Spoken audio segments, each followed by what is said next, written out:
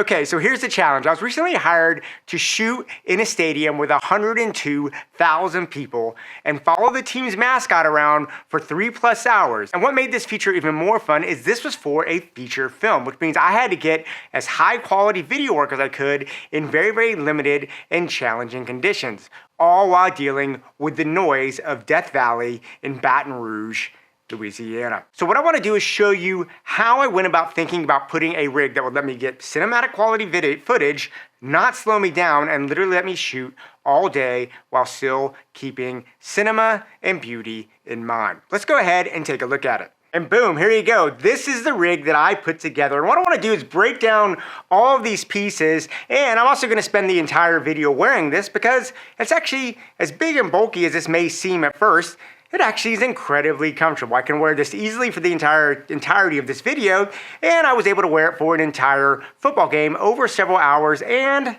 overtime. Now, what I want to do is break down a couple of the first things you'll notice right away. The first thing when you're thinking about what to shoot on is I had to figure out what kind of camera I wanted to shoot with. And really, for me, it came as a no-brainer in that I was going to shoot this on the Red Komodo. I own a Red Komodo, and because I'm shooting a feature film, the outstanding dynamic range and the amazable flexibility of Red Raw made this my camera of choice. I knew I could hand this off to a film editor and they would really, really be appreciative of that footage. The other thing is I ended up filming multiple games in Death Valley, and the dynamic range, we had an 11 a.m. kickoff, and the dynamic range being able to capture the dark shadows of the stadium and the bright sky in Louisiana, it held up fine. I never even had peaking going on, even on white uniforms in the sun. So I was really, really impressed with this camera. It really held up fantastic in that situation. Now, the one thing that I was missing on that is that, this has autofocus. I just don't trust it.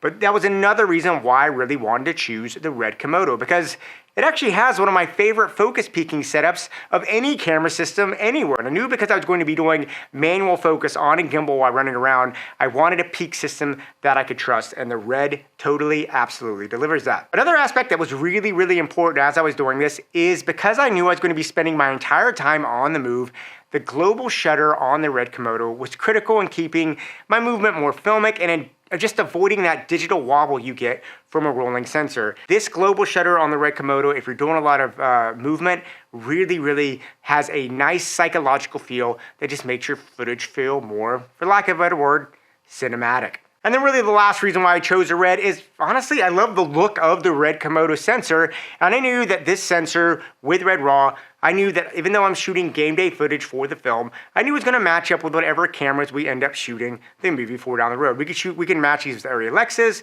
Red Monstros, Sony Venices. I know the raw footage on there, it can be graded and matched to any professional system coming in, and there won't be any jarring jumps between the film footage that we're shooting and the game day footage that we have to go to match up with it. Oh, another reason that really led me to shoot on this Red Komodo is I have the Canon 0.71x mount adapter, which lets me get the wider field of view. It's very, very close to full frame look, which I love, and still letting me get all the advantages I have of the Red Komodo. Now that leads me to lenses, and really my lens choices came down pretty simple. I knew I needed to have some type of zoom when I got there, and I was really debating between the Canon 15-35 RF and the EF 16-35, and I went with the 16-35 EF really because I knew I could use it with this Canon 0.71x mount adapter. It's a beautiful piece of glass. I absolutely love it, and the zoom was really nice because I needed to change perspective sometimes when I'm out there on the field. I couldn't be switching lenses that often. And then really if I needed any other longer lenses than that, then I had a pair of Rokinon Cine DS lenses that I would use. I used a 50 and an 85 occasionally on there. Once again, it could easily incorporate into the system. And I want to point this out if you are interested in using a lens like this on the Red Komodo. Now this is a photo lens, which has some drawbacks to it.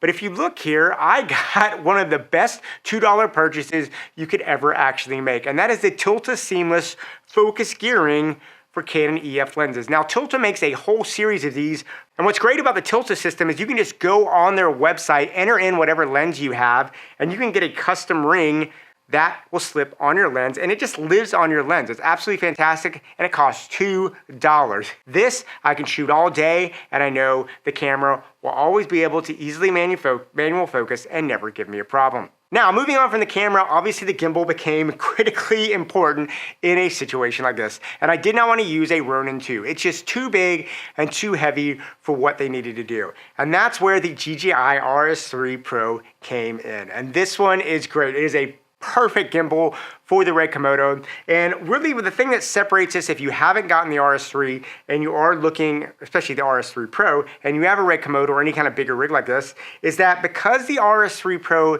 has these longer arms, it makes it super, super easy to set up on a gimbal, especially a thing like a Red Komodo, and just kind of roll with it. I also really like the new super smooth settings, and coupled with this, Komodo's global shutter, it's just a great combo. It gets you beautiful filmic look when you're literally running around on a field. Now, one important note about this is the follow focus system and how it's set up. As you can see, I've got a small rig, NATO rail clamp here that I basically hooked to get my focus system on. And what's important is I'm coming from the top down. And this is really, really important if you're doing anything like this, is that at least I have found, especially when you're doing rigs like this that move a lot, if you have a follow focus come from under your lens, you will be fighting all day against gravity.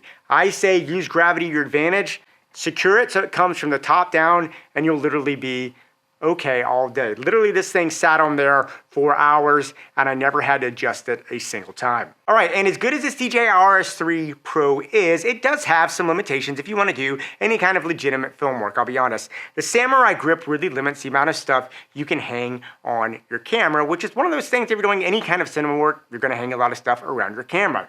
And that's where this little puppy is such an awesome, awesome deal, so critical and important, in my opinion, to the RS3 ecosystem if you want to do film work. And this is a Tilta basic ring grip. Now, they had the basic ring grip and they have the advanced ring grip. I got the basic ring grip. I actually did a whole video. I'll put a link up here for y'all to take a look at that. But essentially, I just modified my basic ring grip to get very similar to advanced ring grip and save myself several $100s in the process. But I want to break down what I did put on this ring grip if you're thinking about doing this, if you want to maybe have something that you could do it. Now, the first part about this that is really, really important is going to be right here. This is the Tilta remote control handle. And as you can see, it plugs in completely seamlessly here into the gimbal ring. Now, I love this thing because as you can see, I can tilt up, I can tilt down, I can control, I can center, and most importantly, with just one finger, I have a focus wheel that I can control the focus motors on my camera. Super, super easy. Extremely, extremely convenient. Really, really great thing that I love having on there.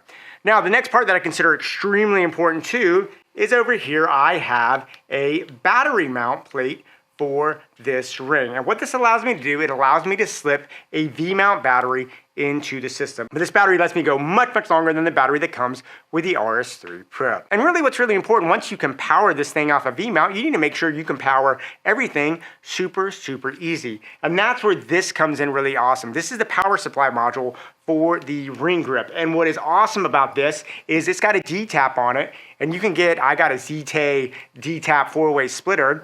And what that means is I can power everything here off of one little system. I can put a follow focus on here. I can put a wireless monitor. It doesn't matter. It's all being powered off one battery. It makes life super easy and really lets you run and gun. And you don't have to have 6 battery stations set up to charge everything on there. It's really, really helpful. And honestly, one of those things that I don't think I can really live without on this system. Now, all this was pretty straightforward shooting. What I consider the biggest challenge when I was out there was I knew I was going to be in bright day or night, and I needed a way to consistently get good monitoring on my camera when I was out there. It didn't matter I was running around the gimbal, I needed to monitor well. And I used 2 systems that guaranteed that. The first one here is the Portkeys BM5 III. Now, this is a fantastic monitor that I used on my Red Komodo. It's a perfect complement. It's an SDI and HDMI monitor.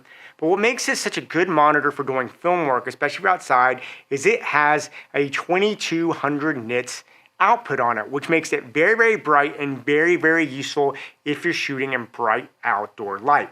Like, I love my Ninja V, but my Ninja V tops out at 1000 nits. That should give you some idea of just how bright this thing is. It's also great because this can cross-convert SDI into an HDMI out. So it makes it a very, very versatile monitor when you're out there. All right, and all that being said, if I'm ever shooting professionally, there's one piece of equipment I'm always going to want to have, and that is a good EVF on whatever camera I am using. Now, this right here happens to be the Portkeys OI 4K 3GI HDMI EVF. And this has been an absolute workhorse for me. I use this on lots of cameras, my Red Komodo. I'll even hook this up to my R5C, C70s, you name it, I have used this on. And this is a great little EVF out there that works this way. But what this does is using an EVF allows you, if you're in bright environments, I don't want to be squinting and guessing at the screen. I don't want to be shooting trying to shield it. And also when I'm in a situation like this where I have to pull focus myself and I'm running and gunning and doing this, I know when I'm using an EVF, I can confirm focus, boom, instantly, because I remove all distractions. It's a nice dark environment to see the screen, and I know exactly why I'm shooting.